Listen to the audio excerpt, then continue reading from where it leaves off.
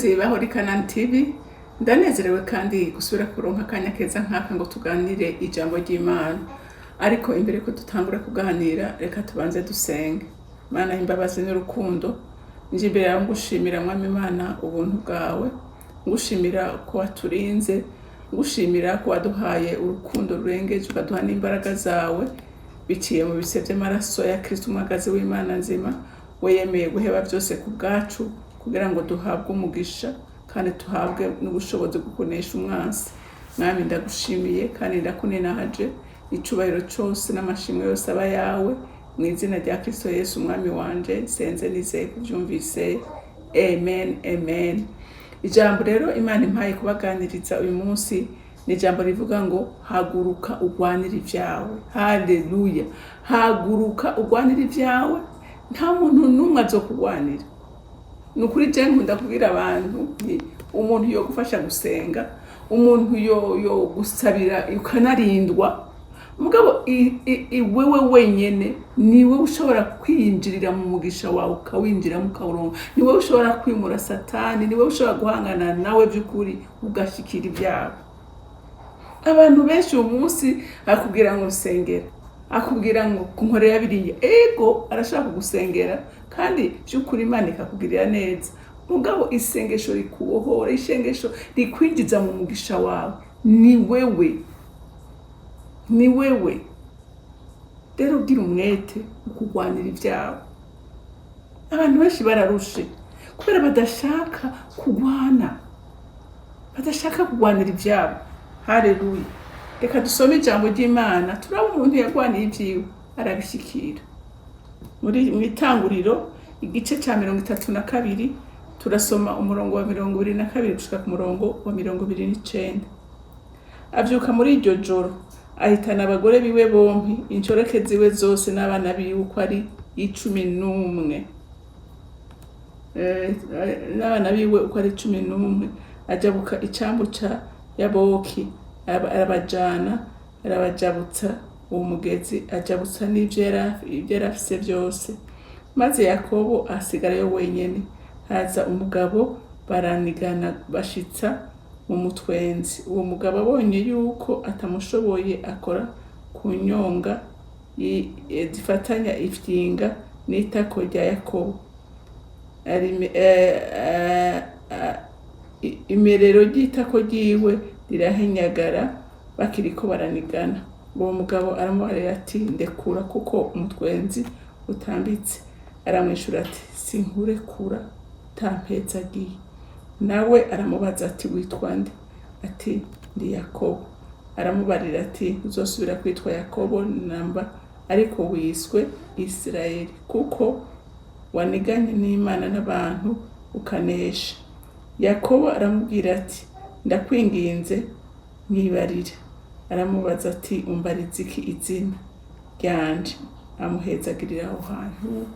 Amen.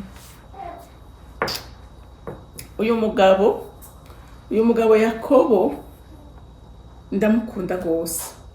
Yakobo ndamukunda gose. Yakobo yarafashe ingingo. Aravuga ati izina nitwa izina ribi. Iri zina ribwizwa kumvako. Iri zina ritiza kumvako nkuko nawe uyu munsi hari izina witwa. Hari ubuzima uri kurabamwo butari bwiza. Ushakura uri umusambanyikazi cyangwa umusambanyi, ibyo ni izina umwasi yakwise, sibyo witwa. Ushobora kuba uri imboregwa. No, wenda uri imboregwa, Imana si kukwita. Iryo zina wagiswe n'umwasi. Ushobora kuba uri gisuma. Iryo si ryo zina witwa muntu w'Imana. Ushobora kuba uri umunywara umogi. Bakubonye ngo ujye wamunywara umugaraje. Si ryo witwa. Hari irindi Imana kwita. Haleluya. Haleluya. Rero iryo zina ntushobora wewe ubwawe kugikurako. Ntushobora kugikurako. Ariko hariho umwami yiteguye kuri gukurako. Hari umwami yiteguye kuguha irindi zina rishasha. Ariko bigusaba iki? Bigusaba kugwana. Haleluya. Bigusaba kugwana, bigusaba gusenga, si intambara yindi. Yakobo aravuga ati aho bigeze aha ni jewe nawe Mana turi babiri sinkurekura sinkurekura mpaka umpinduriye. Rero nawe uyu munsi utarafata ingingo uvuge ngo ubu buzima ndimo sindekura uyu mwami, sindamurekura atampinduye, sindamurekura atampinduriye izina, sindamurekura atankuye ku ikicago, sindakurekura. Haleluya. Rero utarafata iyo ngingo umuntu w'Imana, ubwo buzima uracabubayemo, ubwo buzima uracagize iki, ubwo buzima uracyabubayemo. Kandi ndababwira nukuri nta muntu yagize umwete, nta muntu yagize umwete wo kurondera Imana ngo mwihishe, nta muntu yagize umwete by'ukuri yanka icyaha mu mutima akavuga ati icyaha agenda chance Imana mwereke kimukiza.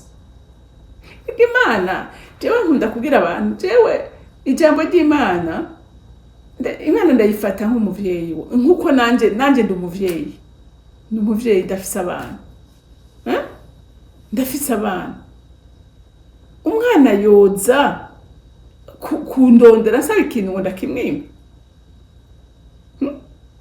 ahubwo ngira umunezero mbonye umwana ariko arahinduka, mbonye umwana ariko arafata inzira nziza, umutima w'umuvyeyi uranezerwa. Rero ni Imana iyo yije ko ibona uri kurondera ivyiza, Imana iranezerwa, Imana iranezerwa. Imana rero irabaza Yakobo ati ndekura urakeye je simboneka ku murango, undi ati ati ntibishoboka sinkurekura, uyu munsi nadesize sinkurekura utampaye umugisha. Ati none witwa nde? Ati nitwa Yakobo. Bisigura ngo umusuma. Imana iravuga ati, marayika ngo aravuga ati ntuciswe Yakobo ukundi, wiswe Isirayeli. Bahinde nkubwire ikintu utaracanka ntigishobora kukuvako. None cyo kuvako gute kandi ukigikunda? Umva ikintu igikunda uragiproteja, uracarira, urakivomera. Ariko igihe wa chance kirakuvako. Rero gira umwete wo kurwanira ivyawe, gira umwete wo kugira izina ryiza, ureke kwitwa amazina yose abantu Satani yifuza kukwita, witwe iry'Imana ikwita. Yakobo Imana ivuga ngo uyu munsi ntugisubira kwitwa Yakobo kundi, wiswe Isirayeli. Haleluya, haleluya. Ngo Yakobo ngo yaramubaza ati ngo ndakwinginze nyibarire, aramubaza ati umbarize izina ryanje, umbarize iki izina ryanje? Amuhezagirira aho hantu. Urumva yamuhezagiriye ngaho nyene, ahindurirwa izina, ahindurirwa amateka. N'igihe ahuye na mwene nyina yari afise ubwoba, avuga ati none jewe Esawu ndamuturuka imbere gute amakosa namukoreye, kwa twatandukanye ari uwunyica ndamuseruka imbere gute?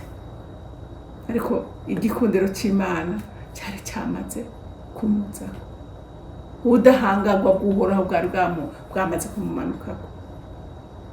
Mwene nyina mubonye icyakoze n'igihera mugumbiriye, asanga yaramukumbuye. Izo nkumbu ntiziva ko handi, ziva ku Mana. Uwo mutima nta handi uva ku Mana. Rero nawe uyu munsi muntu w'Imana ukaba ushaka guhindurirwa, ukaba uvuga uti jewe ubuzima ndimo no kuri burase semwe, ubuzima ndabwase, iri zina nitwa ndabyanse, ibindi bimaze mu gihe ndavyanse.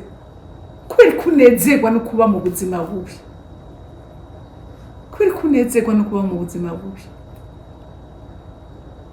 Ndamaze kubona burya n'abantu bakora ivyaha bari mu buzima bw'ivyaha, kuko hari gukora icyaha, hari kugwa mu cyaha.